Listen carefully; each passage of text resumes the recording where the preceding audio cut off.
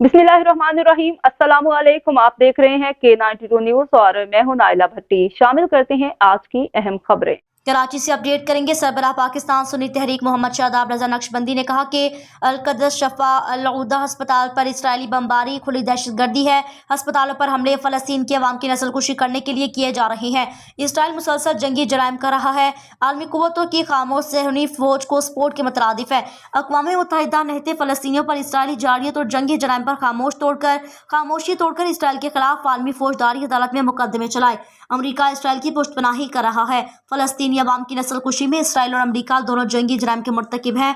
आलमी सतह पर अमरीका और इसराइल का नाम ब्लैक लिस्ट किया जाए, इनके नाम फिट ऑफ डाले जाए, इन ख्यालात का इजहार उन्होंने मरकज अहले सुन्नत से जारी एक बयान में किया। मोहम्मद शादाब रजा नक्शबंदी का कहना था, अमरीका और इसराइल तासुब की अरक लगाकर फ़लस्तीन में मुस्लिम नस्लकुशी कर रहे हैं। फ़लस्तीन में शहीद होने वालों में अक्सरियत बच्चों और ख़वातीन की है। ज़ालिमों को बताना चाहते हैं, जुल्म जब हद से बढ़ता है तो ख़त्म हो जाता है। वो फ़लस्तीन में बमबारी, अस्पतालों और आबादियों पर हमले करने से बाज आ जाए। मज़लूम अवाम की बद्दुआएं ज़ालिमों गासिबों को ज़लीलो सवार कर देंगी।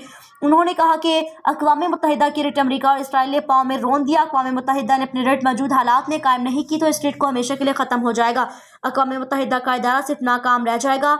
OIC को चाहिए कि वो अक़वाम मुत्तहिदा तर्ज पर मुस्लिम ममालिक को एक इदारा कायम करे जो पूरी दुनिया में जुल्म के खिलाफ आवाज़ हक बुलंद और मज़लूमों को इंसाफ दिला सके।